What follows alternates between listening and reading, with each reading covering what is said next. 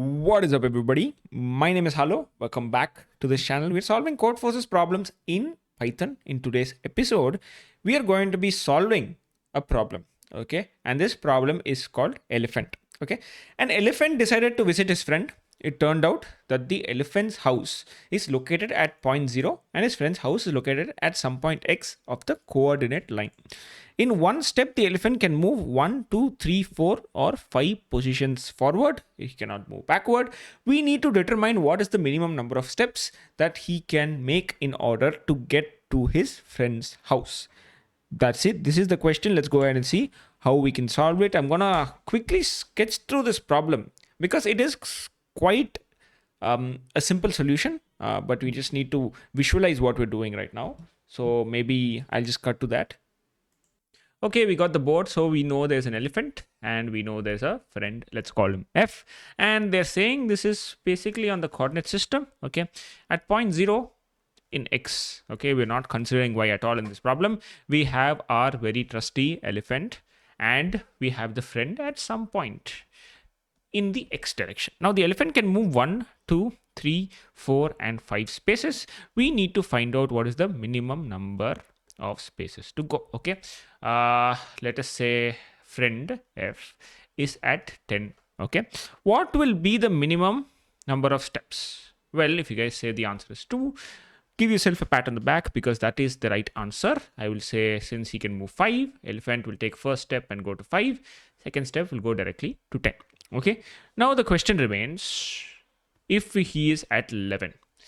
If you guys say the answer is 3, you will be right. So you take 2 sets of 5 and then 1 set of 1. So give yourself another pat in the back. Now I want to change the question. This is where things get really interesting here. If I say this answer to 12, I want you to guess what the answer is. Well, you'll say 3, hello, because I can take 2 5s and then I can take 1 2. Correct. If I change it to 13, well, you'll say, hello, I can take 2 5s and I can take 3. So if it is 14, you can still say I can take 2 5s and then I can take 1 4. If it is 15, you can say I can take 3 into 5. Okay, so something to keep very interesting. When this value was 10, which is nothing but 5 into 2, the answer was 2, correct? When this value was 11, which is nothing but 5 into 2 plus 1, the answer was 3. If it was 12, it was 5 into 2 plus 2, again 3. When it was 13, it was 5 into 2 plus 2, 3, this will be 3. When it was 14, it was 5 into 2 plus 4, which was 14. And when it was 15, it was 5 into 3, which is 3. Now keep this in mind, okay? So what I am proposing here is when it is a multiple of 5, correct, the answer is going to be the 5 times x, whatever value of x is there, that's going to be there. So you calculate this by doing 15 by 5. Yeah. In any other case, when it is not directly divisible by 5, the answer is going to be the same. Correct. Here it's going to be 3 as well.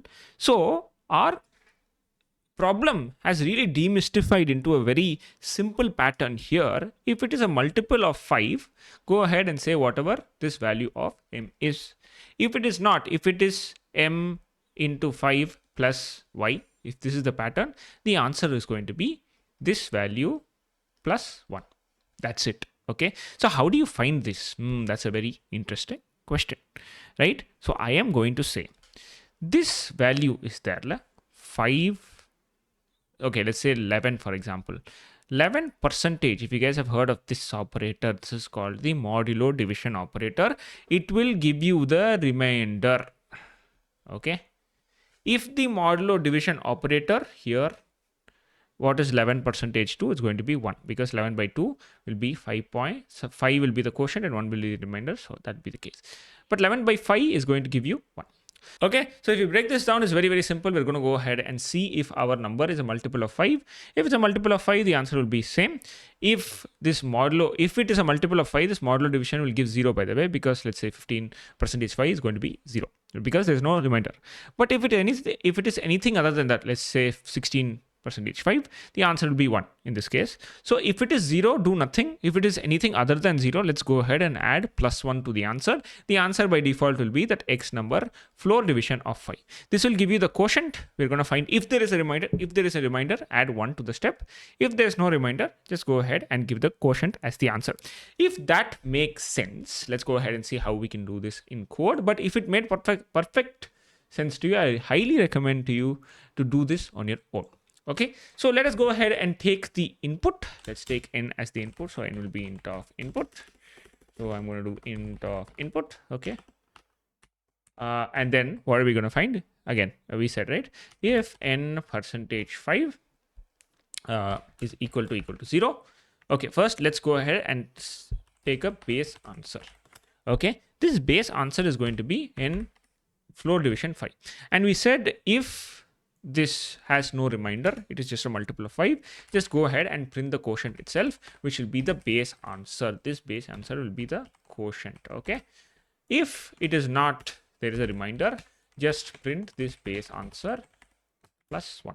I will go ahead and run this. You can see both test cases have passed. In fact, I'll go ahead and submit the solution as well so that you guys know that it works. Okay, submitting. And as you can see, the answer has been accepted. This is the answer for this question called elephant. A very interesting and very simple question. I hope this video did help you in any way. If you guys have any questions, let me know down in the comments. I'll see you in another video. Until then, bye.